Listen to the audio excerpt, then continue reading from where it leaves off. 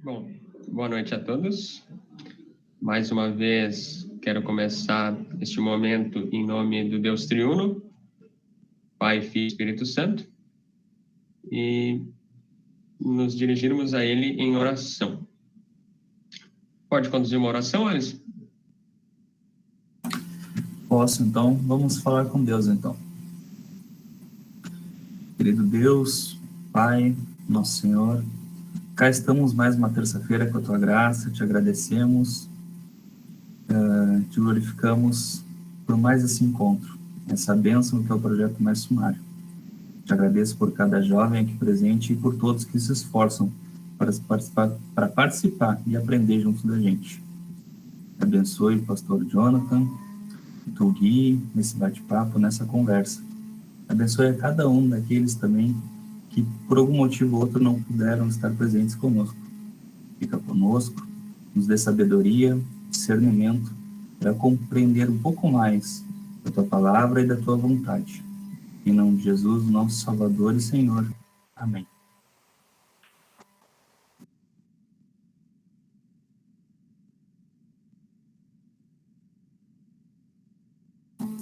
Vamos segurar aqui, então. Boa noite, gente. Boa noite. Tem algumas carinhas novas que se sintam bem à vontade. Então, o Mais Sumário é muito simples para quem está entrando a primeira vez. Abre o microfone e fala. Assim que surgir a dúvida, assim que surgir a pergunta na tua cabeça, se tiver vergonha, usa o chat, não tem problema nenhum. E o convidado de hoje é o pastor Jonathan Klippel, que está trabalhando no Espírito Santo, né? Então, eu vou pedir rapidinho para ele se apresentar brevemente, a trajetória dele, o que ele tem feito, que número ele calça. Não brincando. Para ele se apresentar, fica bem à vontade, pastor. Depois a gente entra direto no tema, tá? Beleza, valeu. Boa noite para todos vocês. Primeiro, obrigado pelo convite. Bem legal estar aqui. Fiquei feliz com o convite e estou feliz de estar aqui com vocês. É meio clichê já, mas é sempre bom a gente lembrar dos clichês que a gente está, de sempre agradecer as oportunidades que a gente tem e que teve a partir de uma coisa ruim que aconteceu, que foi a pandemia. E a gente está aqui hoje se conhecendo graças a isso. Então, mesmo que seja clichê, nunca é demais agradecer a Deus pelas bênçãos, né? E é muito massa estar aqui por causa disso, lembrar de Deus nessa hora também. Então, meu nome é Jonathan Hoffman Klippel. Eu sou natural do Rio Grande do Sul, sou gaúcho, de Gravataí. E mesmo sendo do Sul e tendo morado praticamente a vida toda aí, eu conheço o sul do Sul, a região de Pelotas aí, eu fui uma vez só, num congresso de leigos. Então, não conheço muita gente dali também, então é legal estar conhecendo vocês agora. Eu me formei no final do ano passado, numa formatura, na pseudo-formatura, que foi uma live também de formatura, e desde então eu trabalho no Espírito Santo. Trabalho aqui em Cariacica, que é a região metropolitana, é tipo a Canoas para Porto Alegre, é aqui Cariacica para Vitória, do ladinho. E fiz meu estágio em São Paulo, na capital, e é isso aí. Eu sou casado, casei no início do ano também, a minha esposa está trabalhando, mas acho que está tentando acompanhar a gente por aqui, é a Duda Calegari, o nome dela. E é isso aí. Esse sou eu, não tenho muita carreira, então a apresentação é curta também. Até tentei dar uma enrolada. Beleza, pastor, obrigado. A Alisson deu uma travada, então vou deixar o Alisson começar. Alisson fazer. Dúvida rápida só, pastor. O senhor tem algum parentesco com o Arthur Klippel, que teve aqui, encontros atrás? Não direto. Algo bem distante. Antes de Adão e Eva, mas distante. Bom, o nosso assunto é o segundo artigo do Credo Apostólico, que fala sobre a redenção. E depois de a gente falar do primeiro artigo, que mostra um Deus que cria o mundo, e além disso ainda nos mantém e nos protege, agora no segundo artigo a gente fala desse mesmo Deus que envia um Filho, que também é Deus, para nos conceder a salvação. Então, ele sai da glória do Pai e no decorrer da nossa confissão no credo, chega ao ponto mais distante de Deus. E ele é desamparado por Deus, mas depois ele ressuscita e volta à glória. E eu acho que a introdução era essa. Vou deixar a bola com o senhor, pastor. E a partir daí, eu acho que vão começar a surgir as perguntas.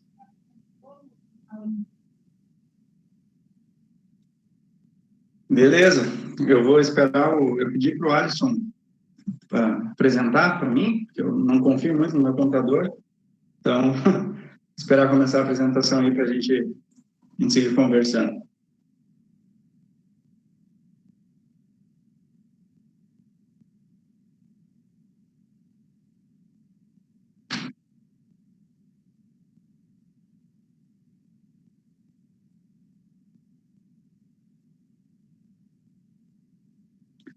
Show, isso aí. Então, vamos lá. Segundo artigo do credo. O credo a gente fala de Deus que é trino, né? São 3 artigos. Então, Deus é trindade e eu quero falar primeiro sobre a trindade com vocês. E, inclusive, eu até já digo agora que a gente vai demorar um pouquinho para entrar propriamente dito no segundo artigo. A gente vai falar um pouquinho de credo antes, mas eu acredito que não vai ser perda de tempo. Acho que a gente pode ganhar aí uma boa base que vai ser legal para a gente continuar, para entender melhor o último que passou e entender melhor esse e o próximo que vai vir. Pode voltar no primeiro ainda. Isso. E primeiro falar da trindade, eu quero perguntar para vocês se vocês já ouviram alguma vez alguma explicação sobre a trindade, alguma explicação que ilustre a trindade. Como é que vocês aprenderam pela primeira vez sobre isso? E especialmente se vocês já ouviram ou já viram alguma ilustração da trindade com o sol. Por isso que os slides aí tem um sol. Alguém conhece essa ilustração? Já ouviu? Não? Não, no ensino a gente aprende sobre a trindade, né? Deus, Pai, Filho e Espírito Santo. Mas em relação ao sol, assim, eu nunca tinha ouvido falar sobre a trindade. Tá. É uma ilustração bem infantil, é bem ilustração mesmo, mas eu acho muito boa. Eu já ouvi algumas ilustrações, algumas tentativas de explicar algo que a nossa mente realmente não consegue entender perfeitamente, né? Mas de todas que eu já ouvi, essa foi a melhor, que eu mais gostei e que eu entendi melhor, que eu ouvi quando eu era bem novo e que eu já falo, sempre que eu tenho oportunidade para falar do sol e da trindade, eu estou falando. E vou falar agora para vocês. O sol é uma coisa só, né? É o sol. Aí a gente está vendo o sol, todo mundo conhece o sol. E aí, para começar a ilustração, a gente imaginaria o sol, imagina o sol como Deus. O sol é Deus. Aí, imaginando um sol forte assim, um sol do meio-dia, a gente olha e sabe que está lá, mas a gente não consegue. Nossos olhos não conseguem ver perfeitamente o sol. O nosso olho não foi feito com essa capacidade de enxergar o sol. A gente não consegue. A gente vê um borrão, uma claridade muito forte, sabe que existe, sabe que está lá, mas a gente não consegue ver perfeitamente. Esse seria Deus Pai, que está no céu e os nossos olhos não podem ver, mas a gente sabe que está lá, a gente acredita nele e a gente sabe da existência dele. O raio de sol que a gente vê perfeitamente, o raio de sol, a luz que faz a gente enxergar o dia e não vivendo numa escuridão, esse raio de sol, a luz que chega até nós, seria Jesus, que é Deus Filho, é o Deus que a gente vai falar no segundo artigo, é quem chega até nós, é quem se torna visível, quem vem para a Terra se tornar homem, se tornar gente como a gente. Essa é a luz, seria Jesus, esse raio de sol. E o Espírito Santo seria o calor que a gente sente no coração. A gente sente o calor, a gente também não vê, mas a gente sente e é que nos move, é quem aquece o nosso corpo, que faz o combustível, é o Espírito Santo, e esse seria o calor. É isso, e vai ser importante que eu vou citar mais uma ou duas vezes esse raio de sol aí que a gente vai falar que é Jesus. É uma explicação besta, mas eu acho massa. Tomara que vocês tenham gostado, uma coisa nova, pelo menos para vocês. Também eu nunca tinha ouvido falar, achei bem interessante a representação. Beleza, então pode passar, por favor. Agora, falando um pouco do credo, da origem, por que existe um credo? Por que existe o credo apostólico, né? Um credo surge da necessidade de algumas coisas, de defender a fé que é atacada por algum motivo ou alguns motivos, ensinar o que se crê, criar uma unidade a partir do momento em que as pessoas que creem na mesma coisa vão se separando, um credo une. Um credo segue uma unidade de pessoas que creem na mesma coisa e estão distantes. E, por último, falar e anunciar. Falar e anunciar o que você crê, o que você está defendendo, o que você quer ensinar e a unidade que você criou. E falar o quê, então? Os credos, então, a gente pode falar especificamente, o credo apostólico, ele fala de questões existenciais, das principais questões existenciais da nossa vida. As principais perguntas aí que o ser humano pode fazer, que geralmente faz, que é da onde viemos, para onde estamos e para onde vamos. Essas perguntas são um norte existencial da humanidade. E o credo fala isso, responde isso. O primeiro artigo que vocês já falaram, pastor Wilson, né? Vocês falaram de onde viemos. E o primeiro artigo responde de onde viemos. Falando do Criador, Deus Pai, Criador do céu e da terra. De onde viemos, Criador do ser humano. O segundo artigo fala de Jesus Cristo, que veio para cá, onde estamos, para nos salvar onde estamos, e garantir a redenção, fazer a nossa redenção, nos salvar. Esse é o assunto, né? Jesus é o Redentor, que vem para onde estamos, nos salvar e nos garantir a morada futura, que é para onde vamos. E aí o terceiro artigo vai responder melhor. Não, a gente não vai falar muito do terceiro artigo. Então, o credo, ele responde as questões mais existenciais da humanidade também. Pode passar? Aí ficou ruim ali, desculpa, mas está escrito: confessar é natural para a igreja. Confessar, afirmar um credo é a coisa mais natural que deve existir na igreja cristã, mais ainda. Né? Algumas citações aí que eu coloquei. Onde não mais se faz confissão, não existe mais igreja. Ser cristão é confessar a sua fé. A igreja existe para falar de Cristo para todos os povos. E se a igreja está parando de confessar, a igreja está deixando de ser igreja. E se a igreja começa a ficar morna, deixa de confessar, deixa de afirmar o que crê, quem é morno tem mais chance de ser vomitado. Jesus mesmo fala nisso, né? Então, é uma coisa bem para a gente abrir o olho e já começar a notar a importância que tem um credo, a importância que tem uma afirmação de fé. E a outra citação, os credos definem o que significa ser cristão. E aqui, para não falar todos os cultos, 90 e poucos % das vezes que no culto eu convido os membros para confessar a fé, eu uso confissão de fé e uso afirmação de fé também, vou variando. As duas são válidas, duas formas válidas. Eu sempre falo, 90 e poucos % das vezes eu falo e convido o pessoal para a gente agora, em conjunto, através das palavras, ou do credo niceno, ou do credo apostólico, nós vamos afirmar ou vamos confessar a nossa fé. Então, portanto, todas as vezes que vocês se perguntarem, ou que alguém perguntar para vocês o que vocês creem, podem e devem afirmar dizendo assim.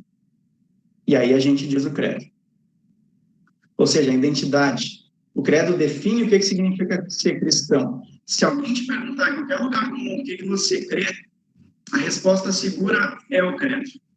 Ele foi feito para isso, ele existe há mais de 1000 anos para isso. Não foi por acaso, ele é certo. Ele retrata perfeitamente a fé cristã. Então, vai deixando ele mais importante ainda. Pode passar? Ah, que ruim que... Não sei para você... Não tá pegando tudo, né? Tu quer que eu leia esse aqui? Pode ler. Mas não tá pegando para mim também. Putz. Pastor, gostaria de fazer um comentário, interromper o senhor um pouquinho. Pelo menos, eu já vi algumas vezes uma discussão de como se fazer o credo na igreja. O pessoal discutindo se faz que nem oração ali, com a cabeça agacha, olhos fechados, ou fica olhando para frente, e daí nunca vi alguém dar uma resposta sobre isso. Qual seria, tem uma maneira correta, mais correta? Eu faço olhando para frente, assim, pro pastor, porque geralmente o pastor faz virado para a comunidade, eu faço olhando para ele. Aí não sei qual é a maneira certa. Via de regra, não. Realmente, eu também já ouvi algumas vezes essa discussão, essa pergunta, que nunca tem uma resposta certa. E não tem mesmo uma resposta certa. Tanto que pode ser... O pessoal tem... Geralmente, eu vejo mais, na minha congregação, eu vejo mais o pessoal fechando os olhos, lendo o slide. Né? E poucas pessoas... Eu nunca fiz um negócio de virar para fora e confessar para fora. Não sei se vocês já viram isso. Uma vez, num culto que eu fui, o pastor pediu para a gente virar para a porta da igreja e confessar, porque a gente estaria afirmando a nossa fé para o mundo. Não está errado. Inclusive, talvez variar a forma é bom, é um exercício bom, porque tudo que a gente faz do mesmo jeito sempre passa a ser mecânico. E o credo depois eu vou perguntar para vocês, eu vou pedir para vocês que vocês me digam o significado das palavras que a gente diz, porque é algo mecânico. O Pai Nosso acaba sendo mecânico. Então, se a gente varia a forma, é interessante, mas com certeza o credo não é uma oração. Ele não é uma oração, a gente não ora prévia. A gente afirma, a gente confessa. A gente está afirmando e confessando para Deus, mas não só para Ele, também para o mundo, como igreja, também como cristão, para o meu próximo, para o meu pastor também. A gente afirma, não ora. Mas se você se concentra mais, se concentra melhor no que você está falando, fechando os olhos, isso te ajuda a não ser mecânico, então fecha o olho que é melhor. Ou olha para frente. Eu olho para frente, eu olho para a congregação também, nesse sentido de estar afirmando o que eu creio, o que vocês devem crer também. Mas não é oração, mas fica livre, assim, né? Viu, Jonathan? Lá no seminário já foram feitos TCC sobre esse assunto e a conclusão que foi tirada, né, de todos esses estudos é que a confissão de fé, né, nos 3 credos que a gente confessa, ela é tanto uma oração como uma confissão, né? Então, eu diria que é os dois ao mesmo tempo, né? Porque o confessor está dizendo aquilo que ele crê e colocando diante de Deus. Deus, eu acredito em tudo isso aqui que você colocou na palavra e faz parte da nossa história, né? Porque ela é a história da nossa salvação e, ao mesmo tempo, é um testemunho, né? E eu já vi esse negócio de virar a igreja, né, para a porta de fora, e já ouvi também de pessoas de comunidades que saíam da igreja na hora de fazer a confissão, né? Então eles literalmente estavam fora da igreja, estavam confessando para o mundo, e depois que faziam a confissão, eles voltavam para dentro da igreja e continuava o seu culto, né? Mas, claro, isso aí não é regra, que nem tu falou assim, eu compartilho da mesma ideia. Você variar te ajuda a não ficar mecanizado e você parar para pensar mais naquilo que você está fazendo, dizendo, como você está participando do culto, né? Tudo isso é bem importante. Isso aí. Ela é uma oração, como eu falei, tu está confessando para Deus também, né? Tu fala com Deus, no momento do credo, tu não está fazendo petição, mas não deixa de ser, a conversa com Deus é uma oração também.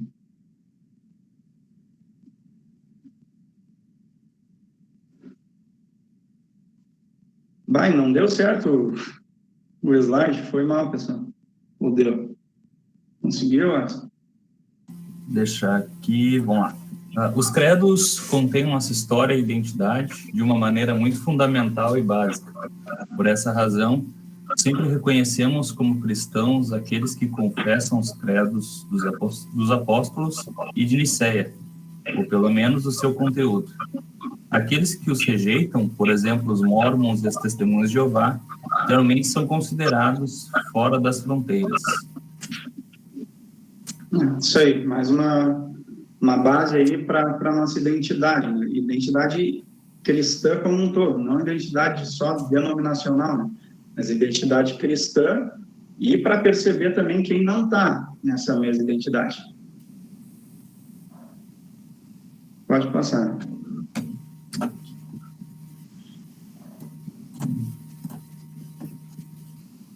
É uma passagem bíblica, se alguém quiser ler aí, também pode ler. Posso seguir lendo aqui. Irmãos, peço que notem bem aqueles que provocam divisões e escândalos, em desacordo com a doutrina que vocês aprenderam. Afastem-se deles, porque esses tais não servem a Cristo, nosso Senhor, e sim a seu próprio ventre. Com suaves palavras, enganam o coração das pessoas simples. Romanos 16, 17 a 18. A importância de observar o que se crê, como se crê, o que se confessa, o que se afirma, né, da sua fé. Deus não é o mesmo. Deus é um. Deus não é o mesmo. Às vezes pode ter algumas confissões com palavras sedutoras que vai desvirtuando para outro Deus que não é o Deus que existe. Pode passar?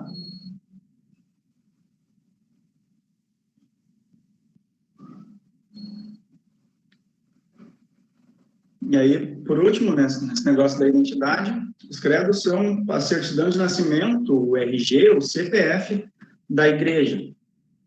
É a identidade da igreja. Ali está a identidade da igreja.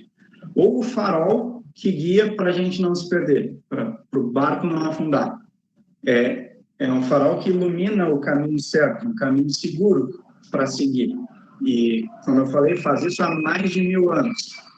Então, realmente é um caminho certo, é um farol que está iluminando bem a gente. E a gente deve seguir nessa luz. Desculpa pelo barulho, na rua aqui é bastante movimentada, então de vez em quando passa ônibus, essas coisas. Desculpa se acabar atrapalhando. Não, pastor, quanto a isso não é problema. Eu acho que eu escutei em algum lugar, né, que o que mais surge hoje são denominações, né? São igrejas... Não quero inferiorizar assim, igrejas de garagem, mas que vão surgindo igrejas. Deus é amor, Deus é isso, Deus é aquilo, e vão surgindo igrejas. Mas essas igrejas, elas não têm esse RG que o senhor falou, né? Isso eu já escutei em algum lugar também, né? Isso é primordial, assim, um senso comum e uma base onde a igreja se fundamenta, né? E muitas não têm isso, simplesmente surgem. Pena que eu não consigo complementar mais, mas eu escutei isso em algum lugar. Não, perfeito. É isso aí. E aí, a igreja que fica sem essa luz, desse farol certo, sem esse RG, infelizmente, tem muito mais chance de se perder, né? Mesmo que comece certo, botou no GPS lá, tá certo, mas mas perde o sinal, perde a luz desse farol. A chance é menor. Agora tem um negócio interessante, que provavelmente, além dos pastores aí, provavelmente vocês não tenham conhecido. Eu fui conhecer no final do seminário, no 6º ano, quando a gente tem uma matéria sobre isso, que é de uma lenda da origem do credo apostólico, que é interessante, é mais a título de curiosidade mesmo, que diz assim: poxa, para mim estava certo esses slides, cara, que pena que deu errado, não consigo ler de novo.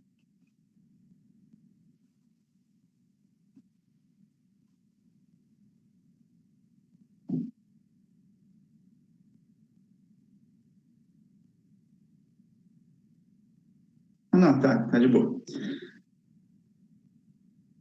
Tá, então, lendo então. Quando eles estavam para deixar uns aos outros, falando dos discípulos, esse cara que popularizou essa lenda, diz assim: quando eles estavam para deixar uns aos outros, eles primeiramente concordaram em ter uma norma comum para a sua pregação futura, de modo que eles não se encontrariam numa situação, enquanto separados uns dos outros, de apresentar diferentes doutrinas às pessoas que eles iriam convidar à fé em Cristo. Pode passar.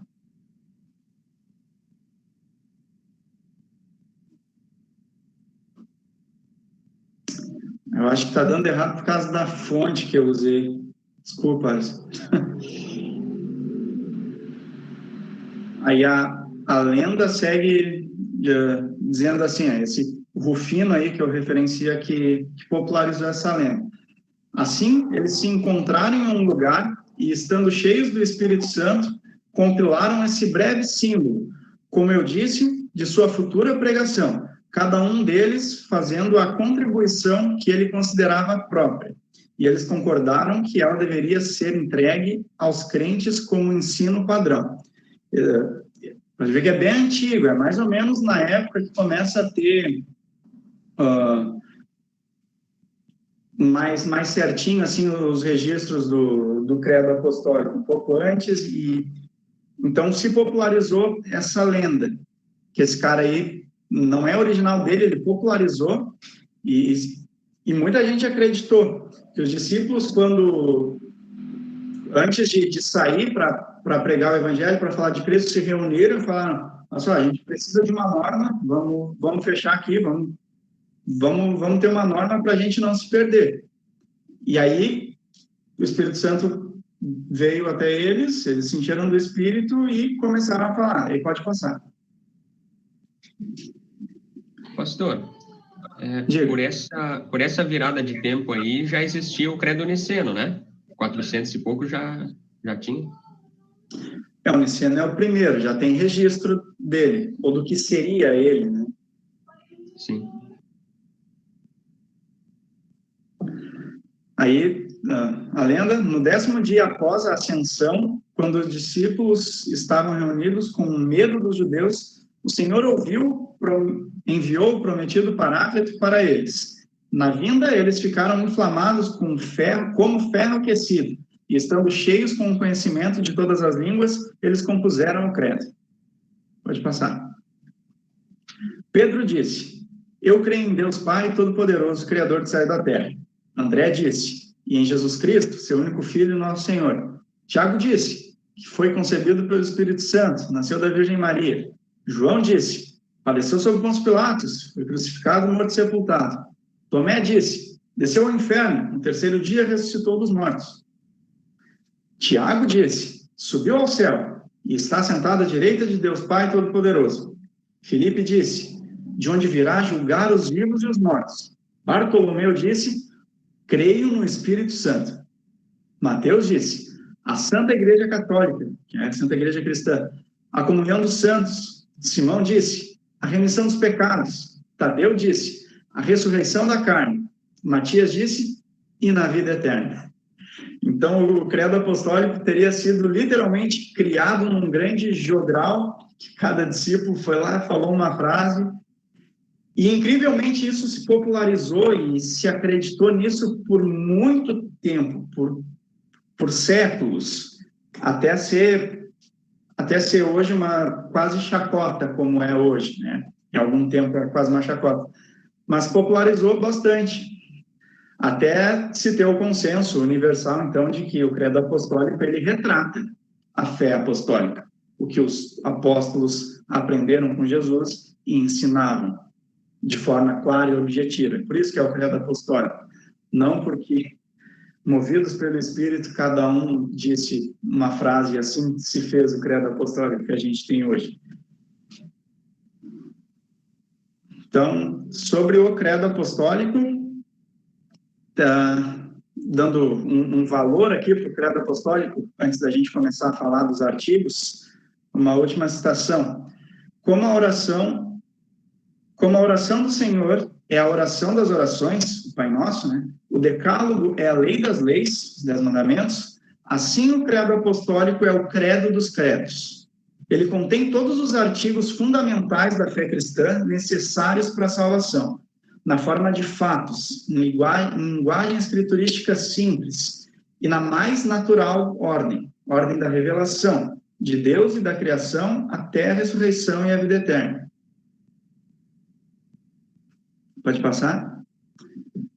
É trinitária, é dividida em 3 artigos principais, expressando fé em Deus Pai, o Criador dos céus e da terra, em seu único Filho, nosso Senhor e Salvador, e no Espírito Santo, sendo a principal ênfase feita no 2º artigo, o nascimento sobrenatural, morte e ressurreição de Cristo. E foi esse cara que falou isso aí. Pode voltar ali, vamos deixar a parada ali. Será que eu consigo... Eu vou tentar apresentar do meu por causa da fonte, para não ficar tão ruim. Vamos ver se eu consigo. Uma janela, uma guia. Uma janela.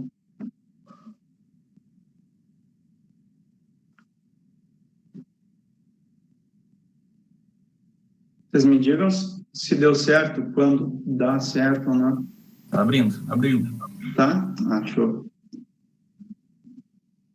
Vou achar. Tava ficando zoado por causa da fonte que eu uso aqui.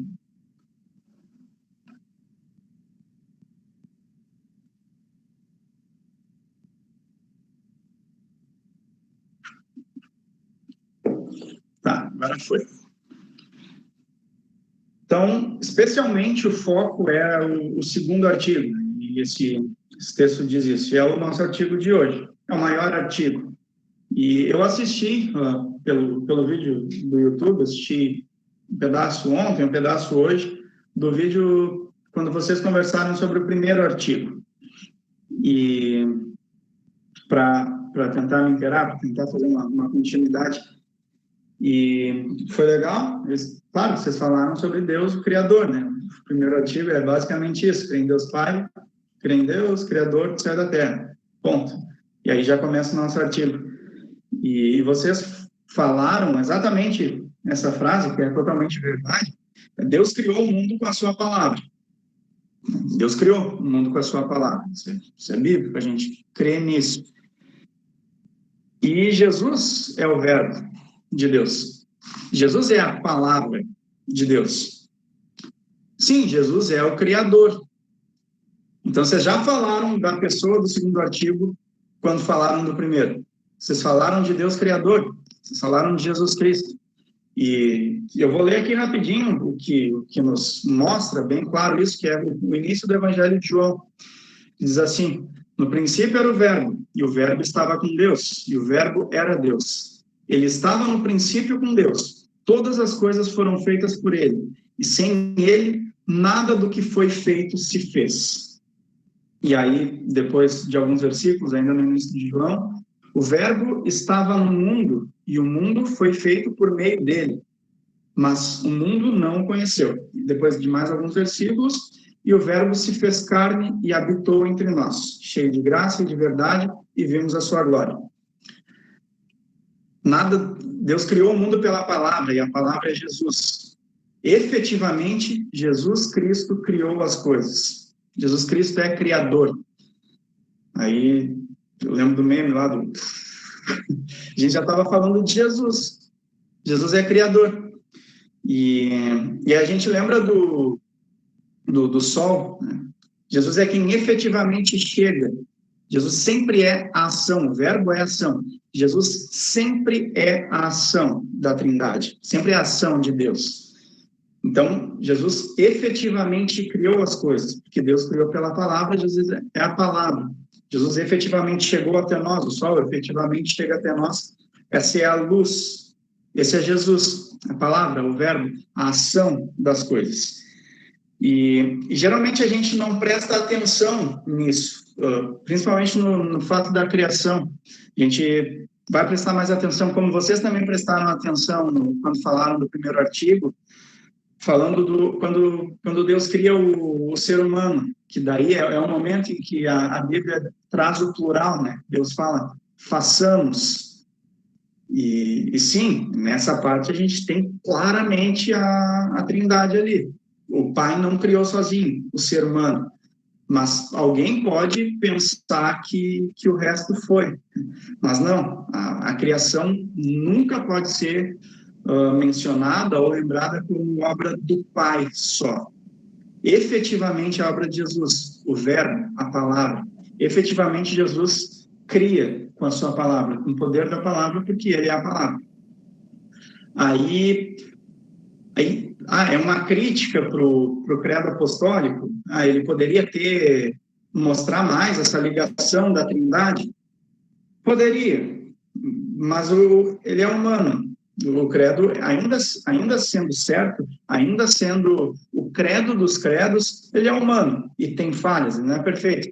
Mas, então tem coisas que o credo apostólico não te conta, como isso, como Jesus Cristo, criador do céu e da terra.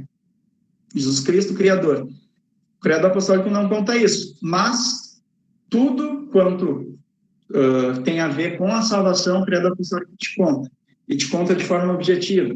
E te conta há mais de 1000 anos. E depois de ser compilado e muito bem estudado, muito bem feito e expresso, esse é o credo apostólico. Sim, ele é o credo dos credos. Ele é objetivo sobre tudo que tem a ver com a salvação. É isso, só essa curiosidade aí, abrir o horizonte para Jesus Cristo, criador também. Antes da gente falar de Jesus Cristo, redentor, que esse é o segundo artigo. Aí pode passar. Pastor. Opa. Pode falar, Cristian, por favor. Não, eu ia perguntar por causa que normalmente a gente ouve que o Espírito Santo é que age em nós, o Espírito Santo age, né, e tal. Daí agora o senhor estava falando que na verdade a ação é de Jesus, né? Talvez perguntando assim como é que isso funcionaria, né? O senhor disse a ação é Cristo que age, né?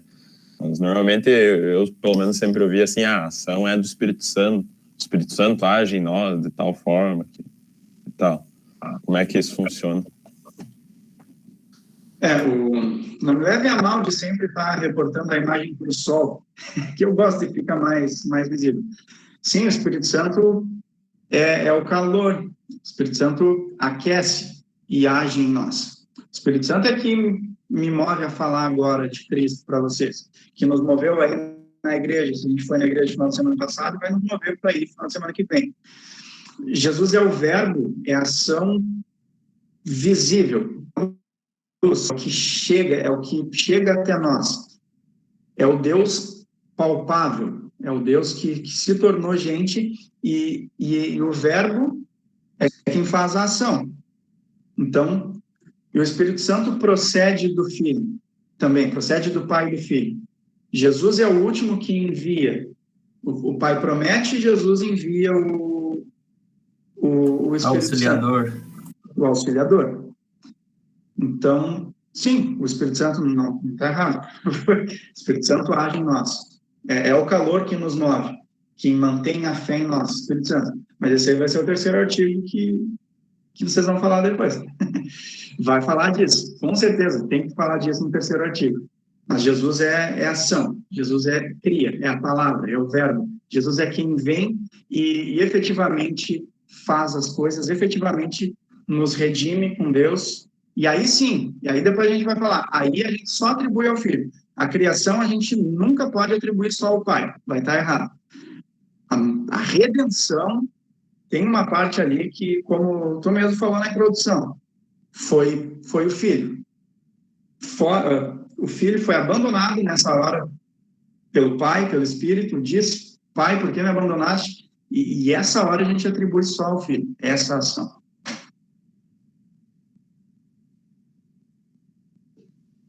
Pastor, eu tinha uma pequena curiosidade.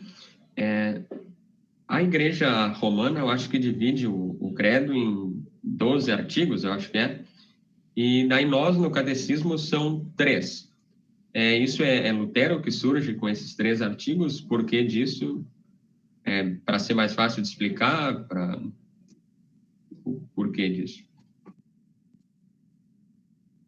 Provavelmente tenha sido na Reforma, eu não tenho certeza. Então, eu não vou te cravar como que a gente tem essa divisão. Mas é bem provável que tenha sido para facilitar e para deixar o objetivo, né? E cá entre nós, eu acho muito boa, né, essa divisão. Pai, Filho e Espírito Santo. Criação, redenção, santificação. Mas não sei, desculpa, não sei te dizer. Pastor, pode continuar, hein? Fica à vontade, viu? O senhor que está passando o slide, não fica me esperando agora, hein? Eu realmente tinha esquecido disso. Vamos lá, segundo artigo. Quem entende tudo que está escrito aqui, por favor, confesse, afirme o segundo artigo para nós. Pode ler. Posso ler, se quiser. E diz assim, o segundo artigo da redenção. Em Jesus Cristo, seu único Filho, nosso Senhor, o qual foi concebido pelo Espírito Santo, nasceu da Virgem Maria, padeceu sob Pôncio Pilatos, foi crucificado, morto, sepultado, desceu ao inferno, no terceiro dia ressuscitou dos mortos, subiu ao céu e está sentado à direita de Deus Pai Todo-Poderoso, de onde há de vir a julgar os vivos e os mortos. Antes de passar para o que significa isso, e depois tu mesmo pode ver, ou a pessoa pode ler, por favor, por mais redundante que seja, por mais que tu vai estar repetindo o que já está escrito, tenta, ou tu, Luísa, ou qualquer um que quiser se colocar à disposição, tenta explicar o que está escrito. Por que eu estou pedindo isso? Por que eu quero pedir isso? Quero compartilhar uma coisa. Eu fiz, até hoje, duas instruções, né, 2 doutrinas. Não tem muita turma aí no currículo. Fiz uma no estágio e outra que eu terminei uma confirmação que já estava em andamento aqui quando eu cheguei e estou começando outra agora, outra turma. Uma coisa que me chamou muita atenção quando eu comecei a fazer isso, desde do estágio que eu fiz em 2019, lá em São Paulo, e aqui no Espírito Santo se repetiu de novo. Quando eu aprendi, quando eu fiz a doutrina, quando eu fiz a instrução, eu decorei o credo. Só. O pastor pediu para eu decorar, eu decorei bastante coisa. E decorei o significado disso. Mas eu realmente eu não tive atenção para as palavras do que eu estava decorando. Em nenhum momento, nem dos mandamentos, nem do Pai Nosso, nem do que significa, nem das petições, o que significa, nem do credo, nem o que significa. Eu não tive essa atenção do meu pastor. E quando eu comecei a dar atenção, principalmente para o significado do que a gente crê, né? Principalmente no significado do credo, que a gente fala todo culto, e no significado das palavras dos mandamentos, eu tive uma surpresa muito grande, e eu vi meus confirmandos, sem exceção, não sabendo uma palavra ou outra que se confessa e que se repete todo o culto. Eu fiz como adulto e eu tive essa mesma surpresa. Então, eu acho bem importante isso. O terceiro artigo talvez seja o que mais crie dúvidas, com palavras que se afirmam, com palavras que se confessa para Deus e para o mundo. O segundo artigo talvez nem tanto, ele é mais concreto. Mas mesmo assim, vai repetindo, vai lendo de novo e repetindo. Em Jesus ser o único filho quer dizer que eu creio que Jesus é o único filho de quem? Quem quer fazer esse exercício aí? A Luísa ou mais alguém? Vocês me entenderam? Posso fazer. Beleza. E em Jesus Cristo, Jesus o Cristo, é o prometido, o único Filho de Deus, ele é o nosso Senhor, ele foi concebido pelo Espírito Santo, pela Virgem Maria, e padeceu sob Pôncio Pilatos, ele morreu sobre a ordem do imperador, foi crucificado, foi morto, sepultado, desceu ao inferno e no terceiro dia ressuscitou dos mortos. Subiu aos céus, está sentado à direita de Deus, Pai Todo-Poderoso, de onde há de vir a julgar os vivos e os mortos. Essa última parte me parece mais dificilzinha, né? Ele virá julgar os vivos e os mortos, a destra de Deus. Né? Não sei dizer como interpretar essa partezinha. Acredito também que alguma, assim, me veio à mente que Jesus é tanto verdadeiro homem como verdadeiro Deus, né? Que retrata no segundo artigo, né? Que diz que ele foi morto e sepultado, né? E como verdadeiro Deus também desceu ao inferno e no terceiro dia ressuscitou dos mortos, subiu aos céus e assim vai seguindo.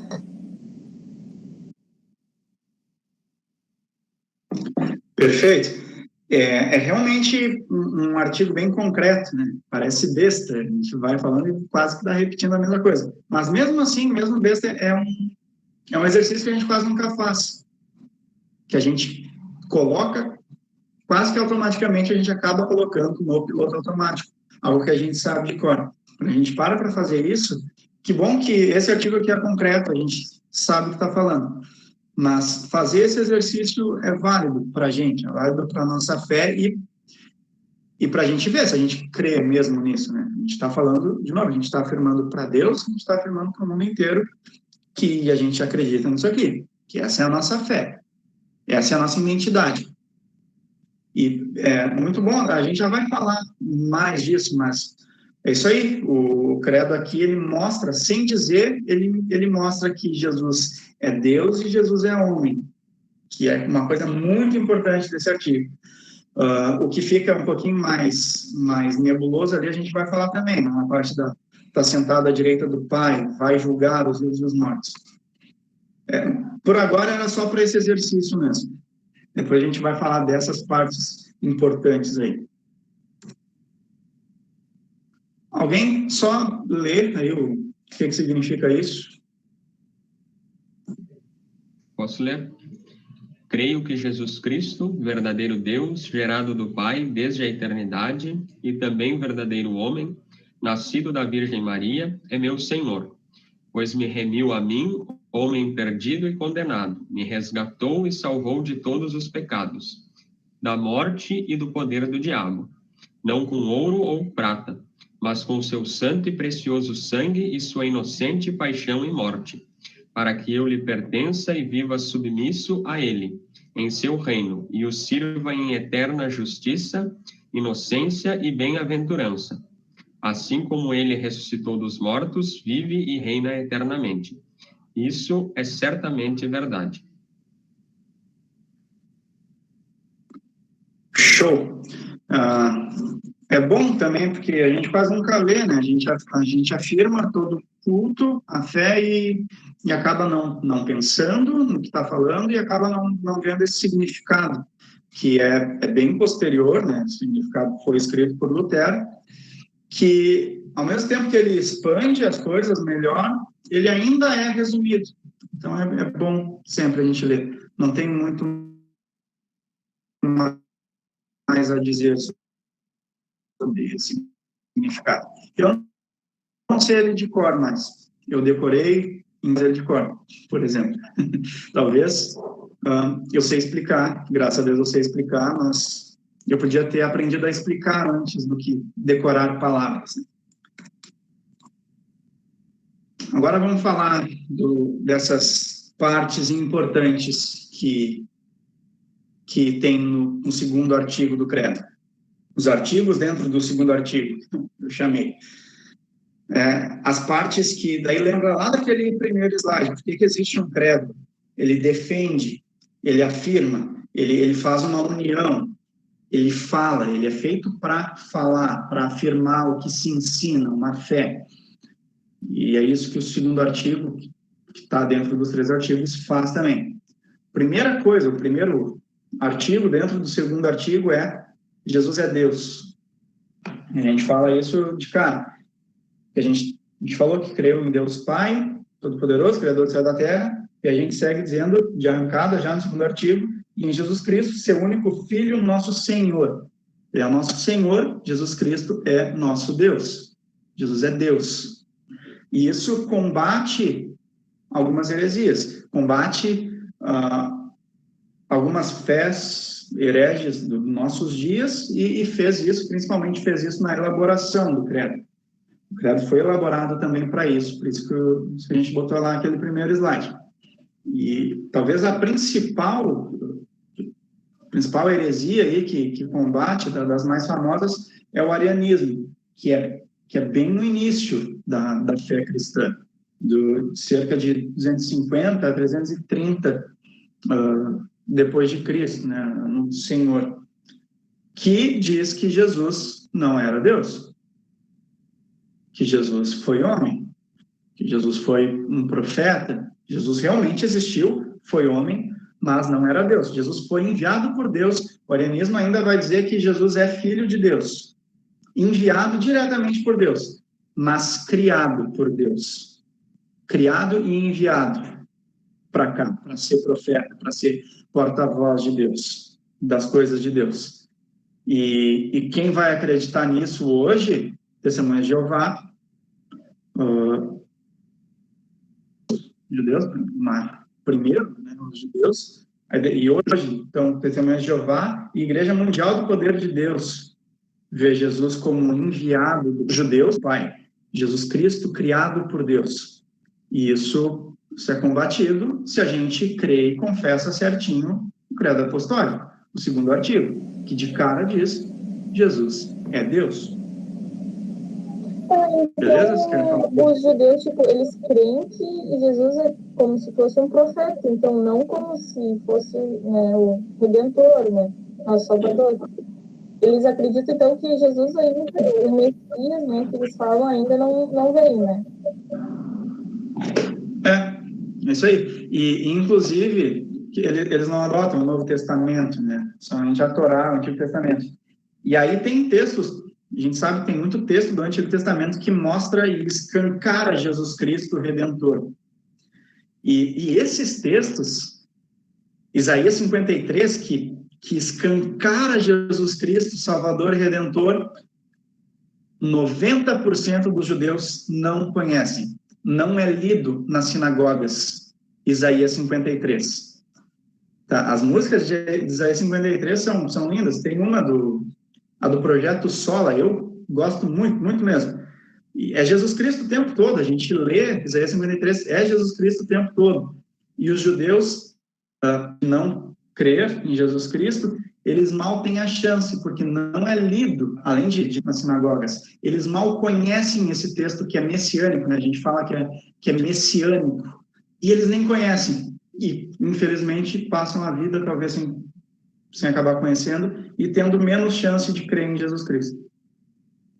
Esses dias a gente não sei se foi aqui, gente, que a gente comentou sobre os judeus, né, que eles estão esperando fechar não sei quantos anos lá, para chegar o Messias, que eles ainda estão esperando o prometido, né?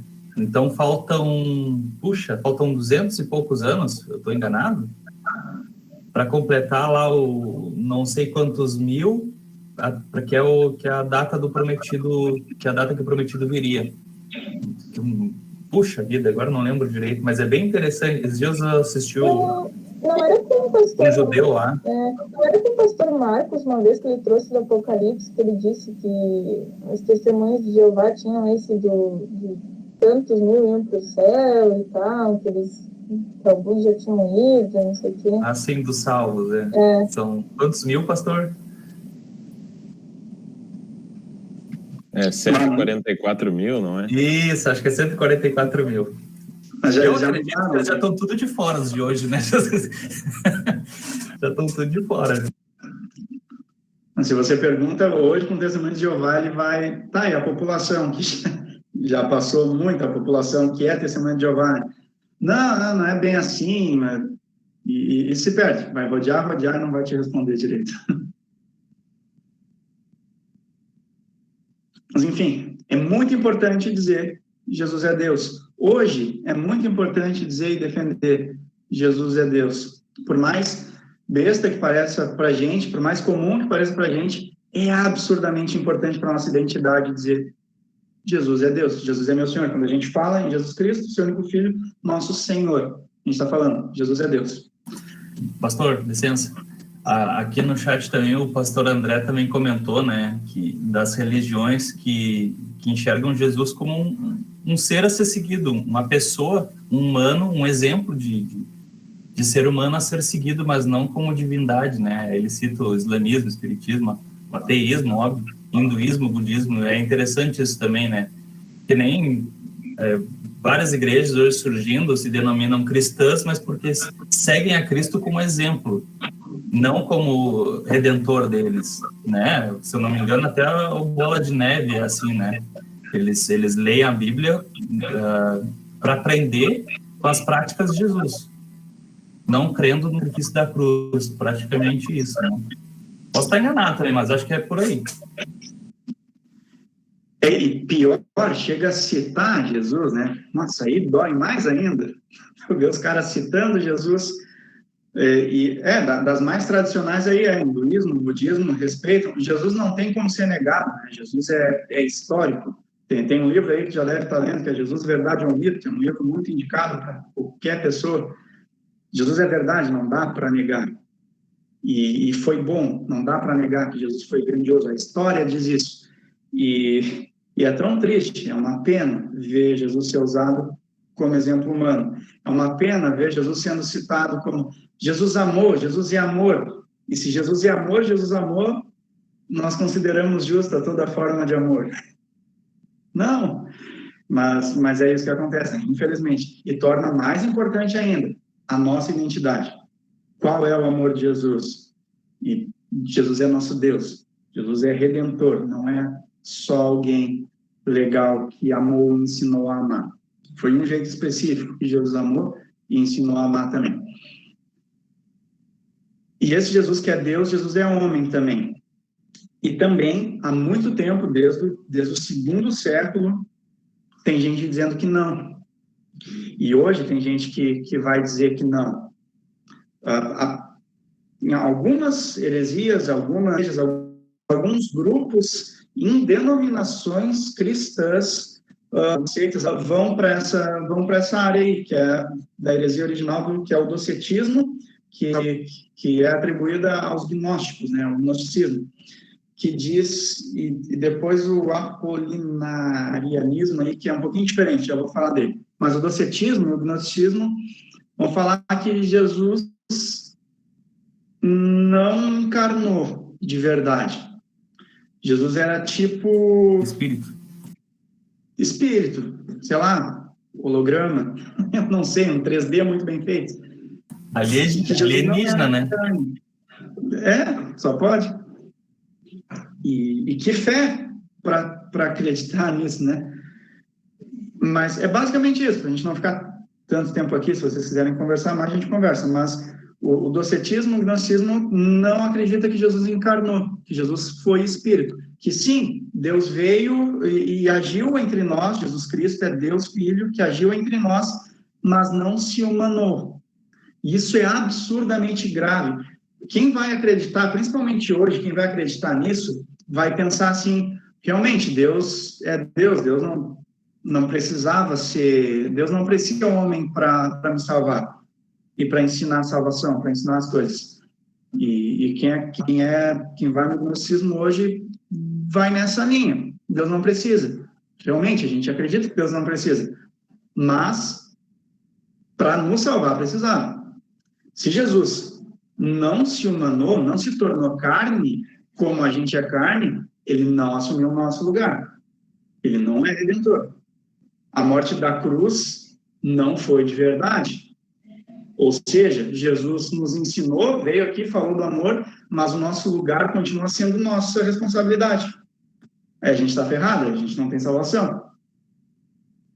Então, por isso que é tão importante dizer, Jesus é homem, ao mesmo tempo que Jesus é Deus. E no segundo artigo, que nos deixa bem claro que Jesus é homem, é dizer que qual foi concebido pelo Espírito Santo, nasceu da Virgem Maria. Nasceu, depois morreu como homem. Foi pessoa de carne que nasceu, sofreu e morreu. E o apolinarianismo também é uma heresia bem antiga, que tem certa força. Pessoas creem nisso, eu não consigo dar uma denominação. São grupos que vão aceitar, talvez até um grupo aí em alguma denominação luterana, uma denominação católica que vai defender para você isso aqui, se você perguntar sobre Jesus para ele. Que vai dizer o quê? Jesus veio, Jesus nasceu e se tornou homem. Jesus foi ser humano. Mas foi homem só para nascer. A partir daí, a divindade tomou conta de Jesus e enfraqueceu a humanidade. Jesus foi 90% Deus, 10% homem. Foi homem só porque precisava ser homem, mas foi Deus. E por isso que Jesus foi bom e não pecou. Jesus usou hack e usou a divindade para não pecar. Isso fere a humanidade de Jesus. Isso fere também a validade da salvação.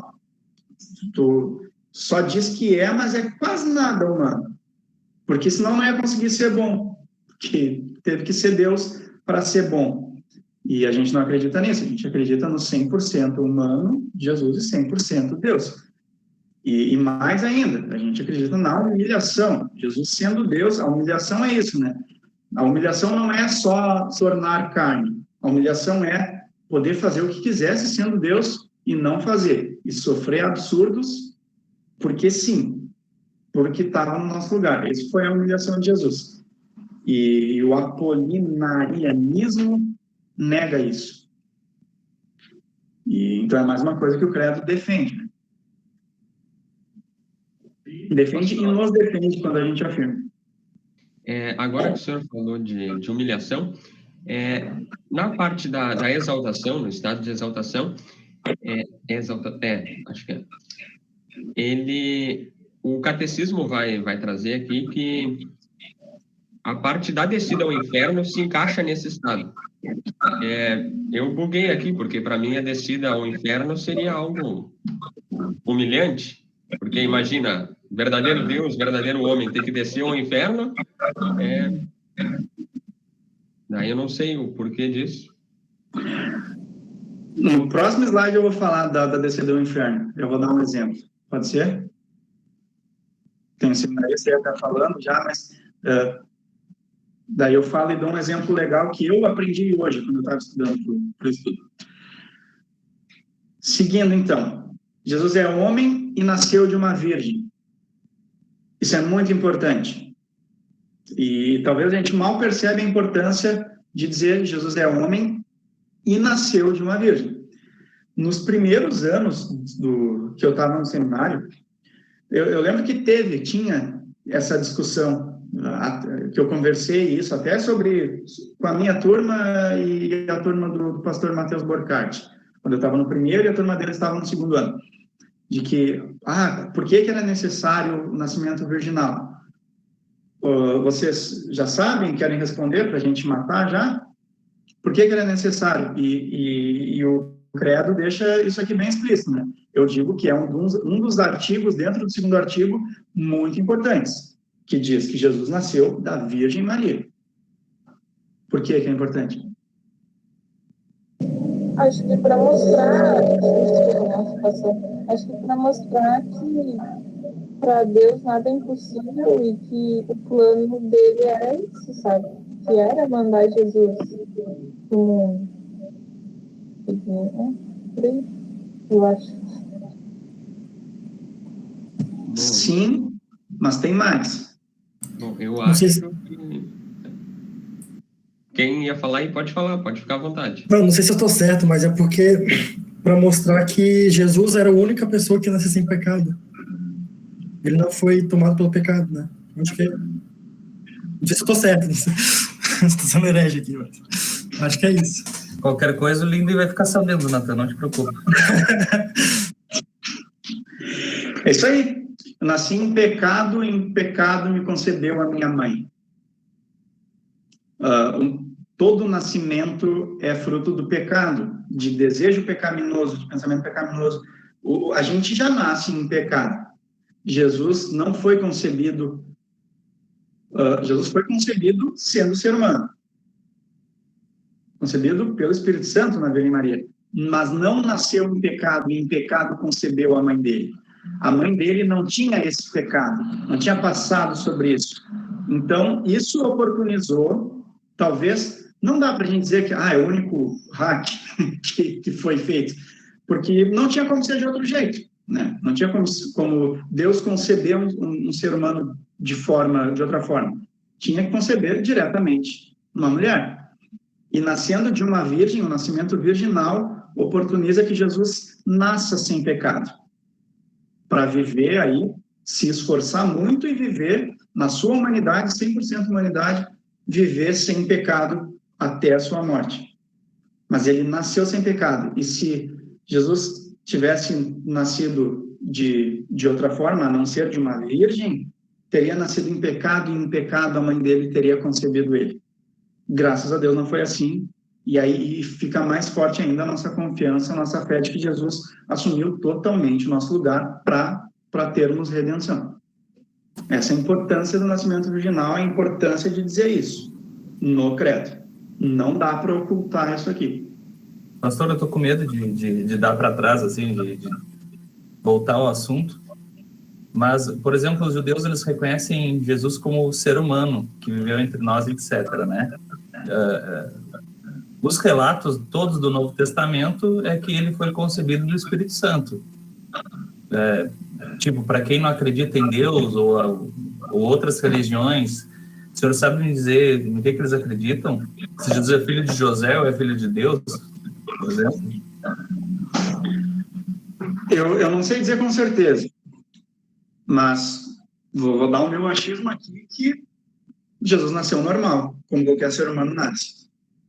Porque tem cristão que acaba, eu já ouvi de cristão, que acaba duvidando, dizendo, por que Deus não pode ter feito isso também? Então, quase certo, não tenho a certeza, mas quase certo que nasceu normal. Mas isso aí, né, a gente já falou sobre isso, né, da veracidade da Bíblia, né, a gente desconsiderar um versículo ali, a gente põe em crédito toda a escritura, toda a palavra de Deus, né, então é complicado um cristão dizer isso aí, né, querer mudar ali uma vírgula ou um sentido de uma frase ali, nossa, complicado.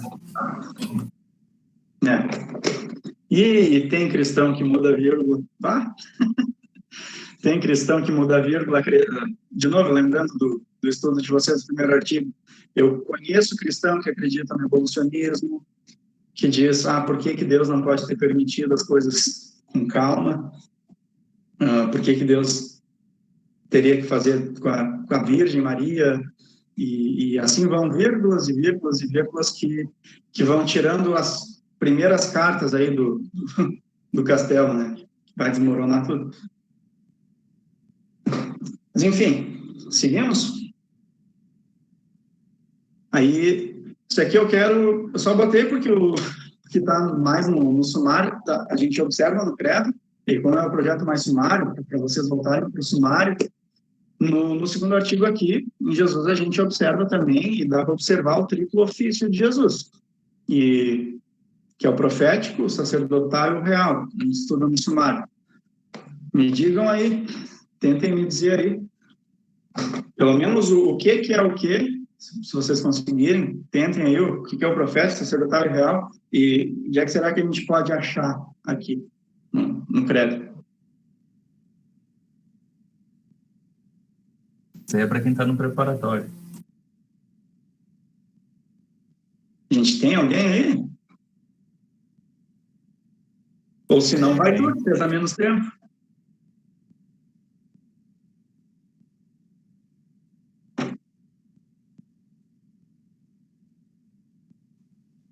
Vai lá, Alisson. Ah, cara, não vou tirar teu brilho, cara. Tá louco? Eu não cheguei nessa parte ainda.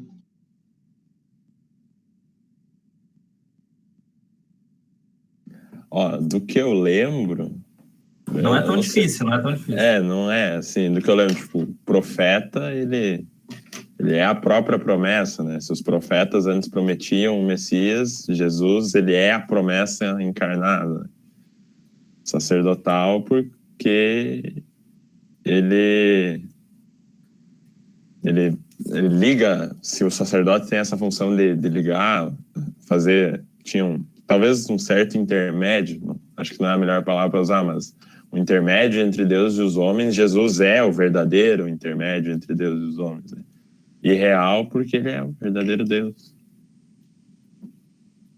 É mais ou menos o que eu lembro. Agora posso estar falando coisa errada. Não, isso aí, show de bola. Jesus é o ofício profético de Jesus, ele é a própria palavra de Deus. Os profetas falam de Deus e são porta-voz de Deus. Jesus é o próprio verbo, é a própria palavra que habitou entre nós.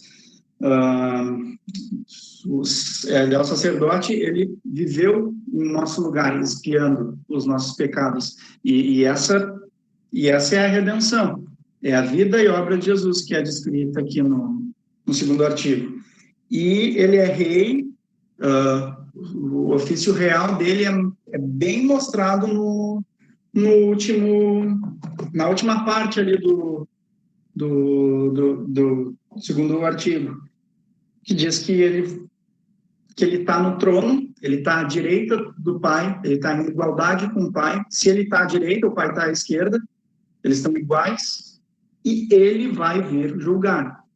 Só um rei tem esse poder de julgar.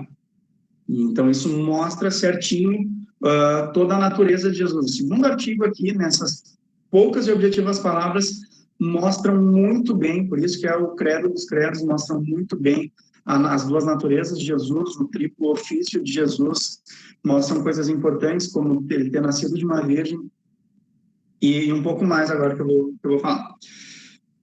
Então, as coisas mais concretas ali, que foi lido antes, que é isso, quer dizer a mesma coisa que isso, mostra que Jesus cumpriu absolutamente todas as etapas em nosso lugar. Ele foi, sim, o substituto perfeito.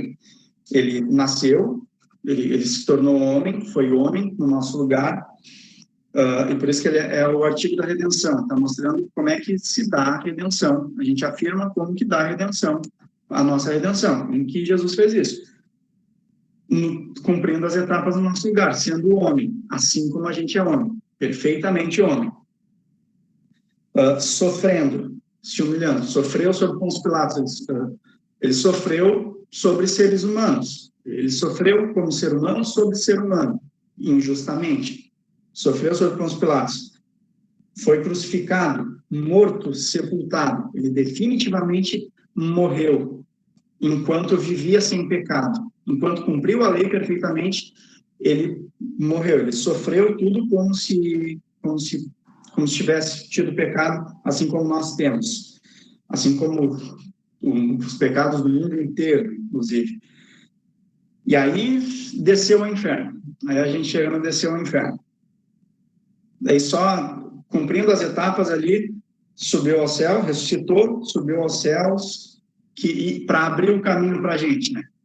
Jesus subiu ao céu primeiro, ressuscitou primeiro, nos amarrou com ele na cruz quando morreu por nós, e aí a gente está amarrado com ele, ele subiu primeiro, a gente está amarrado, a gente ainda vai subir para onde ele subiu, porque ele nos ama e quis fazer isso por nós. Graças a Deus por isso. Desceu ao inferno. É mais uma etapa de que que mostra qual seria o nosso destino. Todas essas etapas Jesus cumpriu sem necessariamente precisar passar. Ele não precisava se humilhar, não precisava sofrer, não precisava morrer, não precisava. Ele fez isso para cumprir o nosso lugar. Como Jesus se fez pecado por nós e desceu ao inferno. Mas aí, Jesus não podia descer ao inferno para sofrer. Ele desceu ao inferno para cumprir. Todas as etapas que seriam nossas, ele fez. Aí desceu ao inferno, mas aí era impossível Jesus sofrer no inferno. No inferno ele foi Deus. Foi o único momento que teve Deus no inferno. O inferno é a eterna ausência de Deus. O inferno é o castigo para o diabo, onde quem mais sofre é o diabo, e quem todo mundo que tiver afastado da fé em Cristo vai estar eternamente ausente de Deus. A gente não sabe, a gente não tem a menor ideia, e se Deus quiser nunca vai ter a ideia de como é estar 100% afastados da ação de Deus. Deus age no mundo, o mal age no mundo, mas Deus age. Isso vocês viram no primeiro artigo. Deus não tem um mundo. O inferno é o esquecimento de Deus. Esse é o pior sofrimento. Fogo, ranger de dente, são detalhes perto da eterna ausência de Deus. Então, esse foi o único momento que teve Deus no inferno. Glorioso, exaltado. Depois disso, nunca mais. Jesus subiu, amarrado com a gente para a gente subir também. Por isso que é importante também falar, Jesus desceu ao inferno. E tem uma galera que não diz isso. E eu descobri hoje, num site muito bem feito, dessa igreja que eu não conhecia, Igreja Cristã Nova Vida, que eles têm uma parte no site lá que eles falam do credo deles, que é o credo apostólico. E aí tem um asterisco que é respondido abaixo, numa nota de rodapé, dizendo que nós, assim como algumas igrejas, a maioria das igrejas tradicionais dizem que Jesus desceu ao inferno. Mas nós, assim como algumas outras igrejas, preferimos ocultar isso porque não dá para ter certeza. E isso não é importante para a salvação. Então, a gente pode ocultar isso e está tudo certo. O site diz bem assim, essa Igreja Cristã Nova Vida. Eles confessam o credo, quase todo, assim como a gente. Mas eles ocultam essa parte, de que desceu ao inferno. Não sei por quê. Mas oculta isso. E afirma que tem mais gente que oculta a descida de Cristo ao inferno. No credo, na afirmação de fé. E é algo importante de se afirmar. É uma etapa importante. É Jesus glorioso, é importante de afirmar. E não é afirmado por todo mundo que crê e confessa o credo apostólico. Coisa bem curiosa que eu descobri. Entendido sobre a descida ao inferno? Tinha perguntado antes. Show. Aí, por último, então, é vivo, a gente confessa no fim do credo, Jesus é vivo, e do jeito que ressuscitou, sendo homem e sendo Deus, e isso é pelo E ali, que a gente fala no final, né, ressuscitou, e subiu ao céu e está sentado à direita, do mesmo jeito. Está sentado à direita, sendo rei, em igualdade, como eu falei. Se o Filho está à direita, o Pai está à esquerda. Eles estão em igualdade, sendo um só Deus, sendo um só Sol. E em questão de tempo vai voltar. A gente confia nisso, a gente afirma a nossa fé, que Jesus prometeu isso, e a gente confia e afirma isso, que ele, sendo rei, vai voltar para julgar os vivos e os mortos. Isso é questão de tempo, que nós não sabemos quanto tempo é. Beleza? Aí, agora, por último, eu quero que vocês falem sobre isso. É para afirmar mesmo. A gente, na verdade, já falou, já deu a entender as respostas disso aqui, mas vamos afirmar, vamos firmar bem a importância do segundo artigo com essas questões aqui. E depois disso, não sei se a gente tem tempo, depois disso tem alguns slides só que, só avisando para a gente não tomar tanto tempo, dependendo do tempo que a gente tiver, eu quero confessar a minha fé para você aqui. Mas então agora, esse exercício aí. Por favor, falem. Por que o segundo artigo é o maior artigo? Ficou bem claro, mas vamos fazer o exercício de afirmar.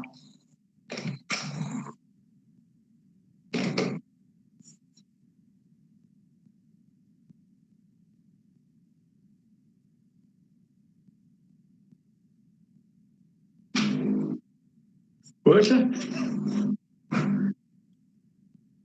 Tá, o segundo artigo é o maior artigo porque fala de Jesus e tem muita vírgula que se bota na vida de Jesus. Muita vírgula, desde o primeiro século, desde o segundo século, onde já tem mais registros desse credo, até hoje tem gente botando vírgula na vida de Jesus, o nosso Deus, o nosso Redentor. E a redenção, a nossa salvação é a coisa muito séria, a coisa mais importante da nossa vida. Então, é extremamente necessário que ele seja maior, para tirar ao máximo as vírgulas que podem colocar na vida do nosso Senhor Jesus e na nossa salvação. Por isso que ele precisa ser maior. Em todos os credos ele tende a ser maior por causa disso. As pessoas tendem a botar menos vírgula no Pai, menos vírgula no Espírito Santo e mais vírgula em Jesus. Por isso que ele é o maior artigo. Simples. Agora, qual a importância de confessarmos o segundo artigo, assim como ele é nos dias de hoje?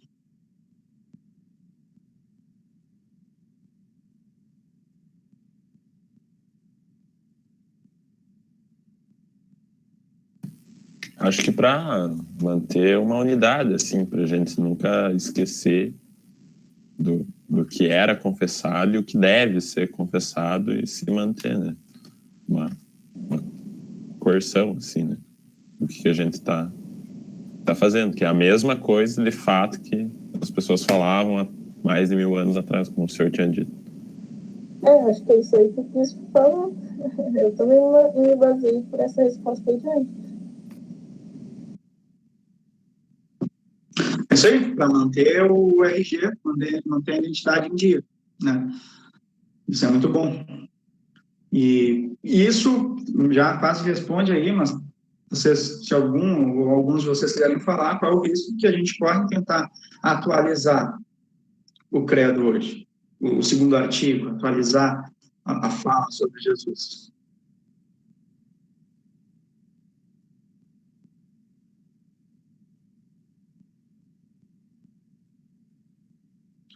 O risco é a gente acabar botando vírgula errada. O risco é a gente, esse farol certo que é, o risco é a gente desviar ele. E aí é uma baita rateada que a gente vai fazer. Então, que bom que a gente tem algo tão sério, tão certo, graças a Deus por isso. E ele já serve a igreja cristã há mais de 1000 anos. Então, que bom que a gente tem esse segundo artigo tão certo, tão objetivo.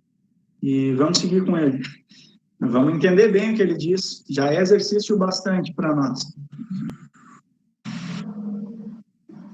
É isso aí. Agora eu quero, para encerrar, vão ser 5 slides cheios. Daí. Eu quero compartilhar com vocês. Vai ser a primeira vez que eu vou fazer isso em público.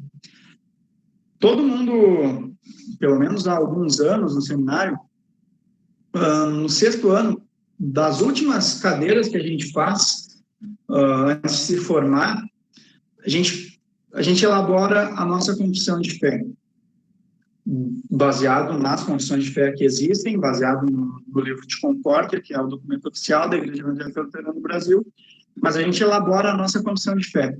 A gente está se formando pastor da igreja, o que a gente faz? A gente subscreve o livro de Concórdia como sendo a correta interpretação da palavra de Deus, e em uma cadeira a gente faz a nossa confissão de fé.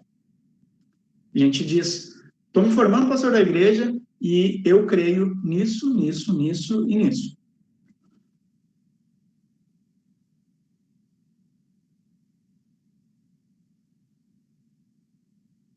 Se vocês acham, sei de colegas que passaram de 10. E eu quero compartilhar com vocês o que eu escrevi sobre o segundo artigo, né? Será que eles têm mais fé que o senhor ou o pastor? Quem escreve mais? E agora? Pode ser. Mas eu tentei diminuir as vírgulas, tentei correr menos risco. Então, isso aqui foi o que eu escrevi sobre Jesus Cristo, meu Senhor e meu Salvador. E eu quero compartilhar com vocês esse segundo artigo aqui. Diz assim: creio que o Deus Filho é eterno, gerado, mas ele nunca foi criado. E não existe momento em que não existisse. Ele está sendo um com o Pai e o Espírito Santo. Creio que o Filho, eternamente um com o Pai e o Espírito Santo, segundo a sua divindade, surge no tempo, segundo a sua humanidade. Sendo concebido pelo Espírito Santo na Virgem Maria, nasceu como homem Jesus Cristo, nosso Senhor, em tudo igual aos seres humanos, mas sem pecado. Por nós, seres humanos, e pela nossa salvação, assumiu a nossa humanidade, e embora não estivesse sob a lei, veio sob a lei para cumpri-la perfeitamente em meu lugar e em lugar de todos os seres. Não tendo pecado, por mim, pela minha salvação e pelas de todos os seres humanos, foi feito pecado e foi entregue à morte de cruz, sob Pôncio Pilatos, sofrendo o castigo pelo pecado de todos os seres humanos. Foi crucificado, morto e sepultado, desceu ao inferno e no terceiro dia ressuscitou, segundo as Escrituras. Subiu aos céus e está sentado à direita de Deus Pai Todo-Poderoso, onde reina absoluto e voltará no último dia para julgar tanto os que estiverem vivos quanto os que já tiverem morrido. Aqueles que tiverem permanecido na fé irão para a vida eterna, e aqueles que não forem encontrados na fé irão para a condenação eterna. Tendo uma vez se tornado ser humano, mantém sua natureza humana para sempre, nunca tendo deixado de ser Deus e permanecendo um só Deus com o Pai e o Espírito Santo por toda a eternidade. Sem confundir as naturezas humana e divina de nosso Senhor Jesus Cristo, mantenho que não são dois Cristos, mas um só Senhor Jesus Cristo, verdadeiro Deus e verdadeiro homem. Confesso que o Filho se encarnou como ser humano, não o Pai nem o Espírito Santo. Ainda assim, a plenitude da divindade habita nele corporalmente, razão pela qual, em Cristo, Deus morreu e ressuscitou em meu lugar. Confesso firmemente que foi o Filho que se encarnou, morreu e ressuscitou por mim, não o Pai nem o Espírito. A obra da salvação consiste na encarnação, morte e ressurreição de Cristo em meu lugar para a expiação dos meus pecados, é uma obra de Deus que se efetiva na pessoa de Jesus Cristo. Com isso, confesso que sou totalmente dependente do Filho, Jesus Cristo, e que Ele é meu Deus, Senhor e Salvador. Amém. Obrigado. Obrigado por essa oportunidade de afirmar minha fé para vocês, falar um pouquinho da nossa fé. São onde vocês me acham com mais facilidade. E aí fica o convite, se vocês quiserem seguir e acompanhar o Facebook da minha congregação. Não sou muito ativo lá, mas toda semana eu posto alguma coisa, pelo menos. É isso, valeu, gente. Obrigadão mesmo. Valeu, gente, pastor, obrigado. Uma coisa que eu estava percebendo agora também, né, é que quando a gente vai estudar é que a gente presta atenção, né, realmente, porque na hora da confissão lá no culto a gente passa batido. Mas se tu vai ver o segundo artigo, tu vai ver a Trindade presente nos 3 artigos, né? Eles são divididos, mas tu não consegue separar nunca o Pai, Filho e Espírito Santo, né? A gente percebe o Pai e o Espírito Santo no segundo artigo, assim como a gente consegue ver o Filho e o Espírito Santo no primeiro, né? E por isso que é tão difícil de explicar a Trindade.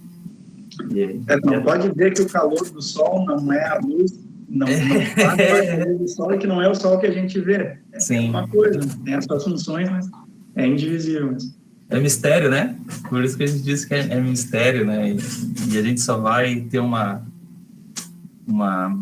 clarivisão só lá em cima, né? Pra gente se encontrar com Deus. Pastor, obrigado. Valeu, pastor Jonathan. Os demais pastores estiveram com a gente. Pastor, vou te pedir uma gentileza. Isso, para fechar, e aqueles que podem abrir suas câmeras para a gente dar nosso print oficial do nosso encontro. Então ele fecha aí. Vou pedir os nossos favores de sempre. Obrigado, Luiz. É isso que eu ia pedir. Aqueles que podem, coloquem no chat ali, eu autorizo para o vídeo e para o YouTube, tá bom? Vão abrindo as câmeras, vão colocando no chat ali, eu autorizo. Esse vídeo vai para o YouTube depois. Mais alguém vai abrir o print? Vai abrir a câmera, desculpa. Vou começar a contar aqui e vou dar o print. 5, 4, 3, 2, 1. Gente, valeu. E para encerrar, então, peço para o pastor Jonathan, como último favor, então, que nos dirija em oração, então, para encerrar. Obrigado. Beleza, vamos falar com Deus, então. Querido e amado Deus, nosso amado Pai, muito obrigado pelo privilégio que temos de conversar contigo, o privilégio que nós temos. Muito obrigado por Jesus Cristo, que nos permite sermos teus filhos e termos essa liberdade de te chamar de Pai. Muito obrigado pela oportunidade de conversarmos e estudarmos e refletirmos mais sobre Jesus Cristo, que Tu é nosso Deus e é nosso Redentor. Obrigado pelo dom da inteligência, pelo dom do pensamento, porque quando nós perceber ainda mais o teu amor, que é infinito por nós, a redenção que tu teve para nós, o teu amor na cruz por nós, que é inigualável. Obrigado pelo teu amor, Senhor. Obrigado por ter estado com nós agora e, por favor, continue com a gente, nos proteja durante essa noite, nos proteja de todos os perigos e continue com a gente para o resto da semana. Em nome e por amor de Jesus Cristo, nosso Senhor e Salvador, é que nós oramos, te pedimos e te agradecemos. Amém. Amém. Obrigado a todo mundo. A sala está aberta. Pode continuar conversando aí. Valeu, pastores. Obrigado, André. Seja bem-vindo aí.